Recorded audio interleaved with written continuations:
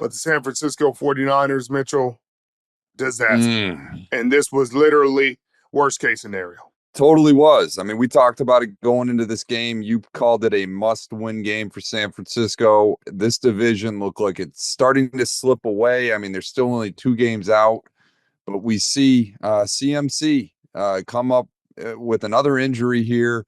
You got to be concerned about that. And Richard, I'm sure you're concerned about the overall trajectory of this team for the rest of the season. What were your thoughts after this game? Well, it went, I mean, about how I thought it would go if things went bad, especially under the conditions when it started to snow. I thought this is going to be a tough game for the San Francisco 49ers to go into Buffalo and miraculously pull out a win. I thought the only way they could is if Buffalo made the kind of mistakes the San Francisco 49ers did, fumbling the football, slipping and sliding, uncharacteristic. Josh Allen maybe throwing an interception or two, an errant pass. But unfortunately, the San Francisco 49ers just could not pull it together. And it was bad. It was everything that could go wrong. Kyle Juszczyk, doesn't fumble the ball very much at all. It was good play call by Kyle Shanahan. He gets there, you think, hey, this touchdown is going to kind of get us back on track. He fumbles the football. Deebo Samuel just trying to make a play on special teams. Obviously, kickoff return and had 2 huge returns in the game, trying to spark this team, trying to spark this offense, and just give this team some life. Fumbles the football. They're unable to recover it. Brock can't get a touchdown pass, can't get a grip of the football, empty hand forward, fumble late in the game, and that was just a dagger. It just never looked like they were right. You see uncharacteristic things throughout the game. George Kittle dropping a pass on a screenplay that likely could have probably had some life, but it was obviously tough conditions. Fred Warner goes out early in the game to get an IV's cramping. It's the first quarter of the ball game. Just uncharacteristic things that you don't expect to see from this team, and you frankly have never seen from this team, this San Francisco 49ers team, blown out by 25 plus points, back-to-back games. The Green Bay one was not really explainable. This one you can kind of understand the conditions got to a team from California and they got behind the 8 ball and they just couldn't find their way. It wasn't like Josh Allen did anything incredibly special. He was a victim of the conditions as well. 13 for 17, 148 yards, but the 2 touchdowns, one of them being to himself, a really, really actually incredible play. He completes a slant route behind Amari Cooper, who catches it with one hand. It's kind of in the grip of the defender. He laterals it back to Josh Allen, who continues throughout the play. And it was just a story of the way the game went for the San Francisco 49ers. Like, even when they get a stop, they didn't get a stop. James Cook has a huge run. I think it was 67 yards or 64 yards early in the game where, the safety, Jair Brown, takes a bad angle. He gets out the gate and nobody's catching anybody in this kind of weather. Everybody's legs are frozen, everybody's feet are frozen. It feel like you're running on stilts out there. So it was a great play from him. But yeah, it's just a sad game if you're a San Francisco 49ers fan. Not a ton of positives you can take from it.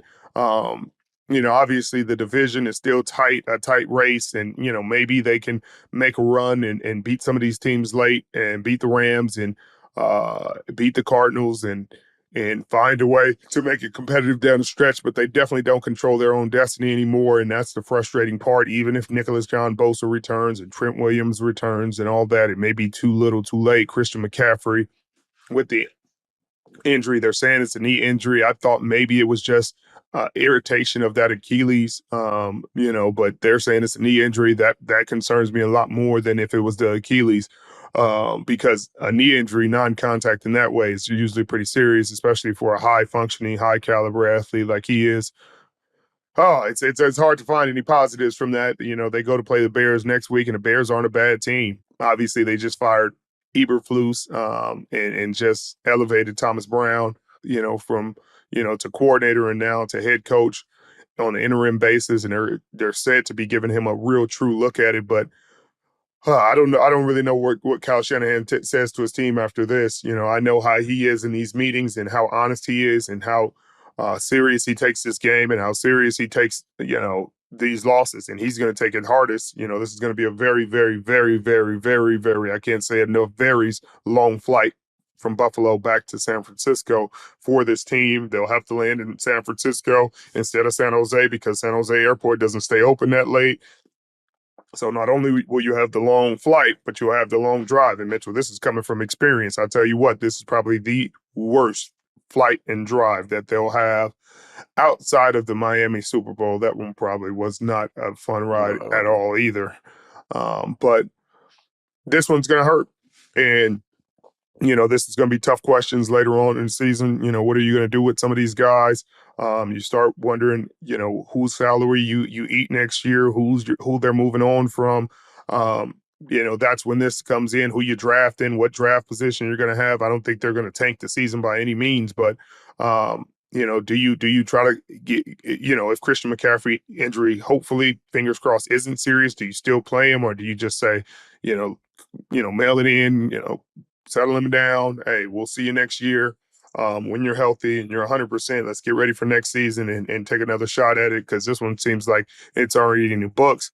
You're going to have to pay Brock Purdy this offseason, and you got to figure out what that looks like. So there's so many questions that this kind of game, this kind of beating really, really put into perspective for this team and for this fan base who have had a tremendous amount of success over the last 6 years. They've been in the NFC Championship, been in multiple Super Bowls, and this season it just wasn't their year. The ball didn't bounce their way when they needed to have it. There was 3 or 4 games there where they could have had the ball bounce their way. The record would be different, the mindset would be different, and the approach would be different down the stretch. But unfortunately, that's not how it happened. That's not how it happened. So, obviously they're going to have to do some inventory about on this team, on this coaching staff, see what they're going to do going forward. But it's just unfortunate. Every season you're not going to make the Super Bowl. Every season you're not going to make the playoffs. But when you have as talented of a team as this, it's just really disappointing when it doesn't happen. And then you have games that just end in this fashion. These aren't just losses. Your Green Bay beat you bad, and Buffalo just whooped you pretty bad. And it's hard to coach off this tape. Well, Richard, I'm going to ask a tough question, and it pertains to the future of the San Francisco 49ers. It's been gut punch after gut punch after gut punch this season between the tight losses and the injuries to key players. Now we see CMC's injury. Now the looming questions of having to pay Brock Purdy and what that does to the salary cap space. We've talked about this championship window for the last 6-7 years.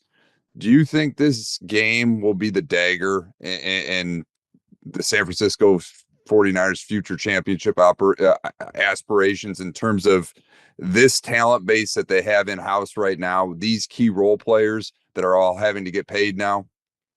No, I don't know if this is going to be the end of it. It's going to be a real, real challenge going forward, and it's going to be up to the scouting department and the front office, and a front office in which they've lost a lot of people. They've lost Adam Peters, they've lost Martin Mayhew, they've lost so many guys to become GMs other places, and that's really cool when you think about it. You're like, hey man, look at this, what a franchise.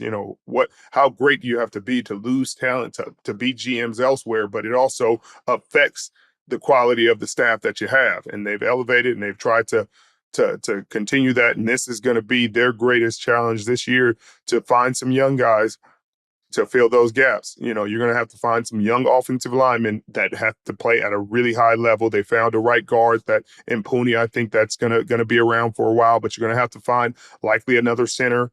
I'm not sure Brendel is the answer long term. You're probably going to have to find another young left guard to compete at that spot. You're going to have to find heir apparent for Trent Williams whenever he decides to retire and hang it up. And that person will probably likely compete for the right tackle spot until Trent Williams calls it a career. But I think that's what it's going to have to be. I don't think the window's closed. I think this is too talented of a team, and I know everybody wants to just say either you're Super Bowl or bust, or you're not Super Bowl. But there's too much talent on this team to be that way. Now they do need to find more depth. They need to find more below the superstars in order for this team to be more consistent, because they're so top heavy. When you lose a guy or two, it just falls off the rails so fast on both sides of the football. If you lose Christian McCaffrey, you lost him for a while. You found Jordan Mason, so that kind of helped out, and that was fine. But then you lose Brandon Ayuk, and then you lose a huge part of your offense pushing the ball down the field. Now it looks like you don't understand how to push the ball downfield. Who's going to push that spot? When you lose Trent Williams, and your whole offensive line looks different. Obviously, in this game, they didn't get a ton of pressure on him, but it's because nobody can move. But in the Green Bay game, there's a ton of pressure on Brock Purdy. Every game this season outside of this game, there's been a ton of pressure on Brock Purdy from the interior offensive line and from that right tackle spot. So I think they're going to have to show that they can develop and draft more depth in order for this team to get back to where they need to be next season. But I don't think it's over. Let's talk about the Buffalo Bills a little bit. I know their record is not the best in the AFC, but if you're looking at the eye test, I think the Buffalo Bills are the class of the AFC right now. They are surprising a lot of folks. What do you think the Bills' chances are here? Do you view them as the top team in the AFC? I know your power ranks suggest otherwise, but I mean, just looking at games like this, how do you not put them above KC at this point? Yep, and for that, let me look at something, Mitchell, because I want to make sure I'm telling everybody the complete gospel about this. Yeah. So, all right, depending on how this season shakes out, they could be playing the Denver Broncos or the Buffalo Bills or the Baltimore Ravens if the season ended today. Do I think they could win that game in the wild card? Potentially. Sure. I'd say yes. How about that? I'd say yes. But then you go and you potentially have to play a Pittsburgh team. Am I totally confident that they bully a Pittsburgh team with T.J. Watt and these boys and Cam Hayward playing some of the best football of his life? Russell Wilson, if he plays like he did last week, can they go to Buffalo and get a win? Under less than ideal conditions? Maybe. Maybe. I wouldn't feel. I don't. I want Buffalo. They played really incredible football, but I've seen that. I've seen this movie before.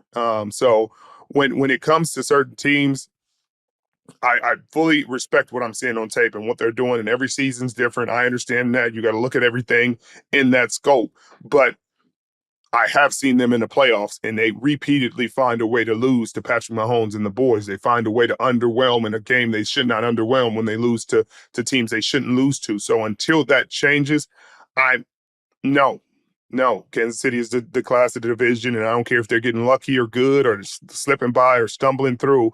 They're 11-1.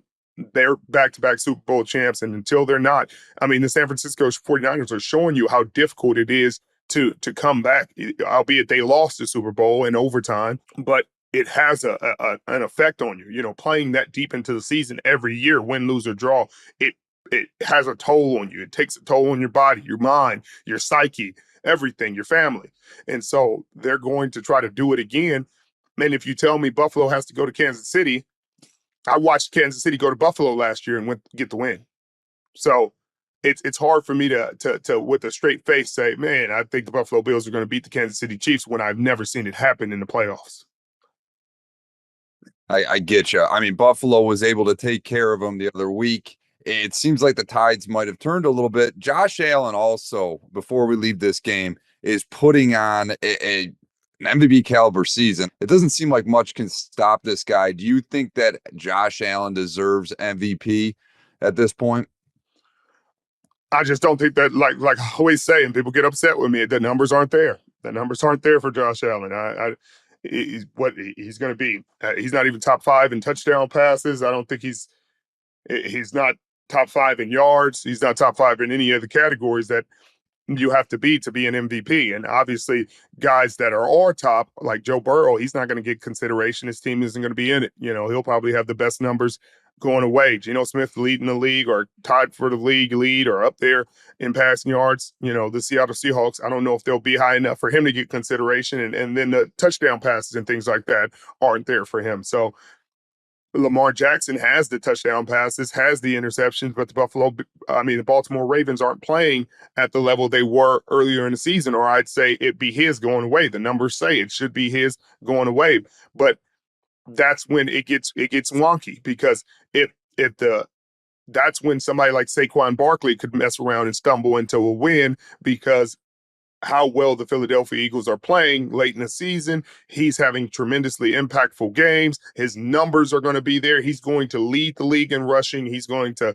have a silly amount of all-purpose yards. He's going to have a silly amount of touchdowns, even with Jalen Hurts taking away some of his touchdowns with the tush push from the 1 yard line. I think he's lost 3 or 4 touchdowns from that alone. So that's where I don't know if Buffalo as a 2-3 seed with the numbers that Josh Allen, unless they get substantially better over the next couple games, where they could give it to him. But I mean, like I said this last year about Lamar Jackson, and they gave it to him. I said the touchdown passes aren't there, the numbers aren't there. Buffalo Bills were, but Baltimore was clearly the best team in football at the time.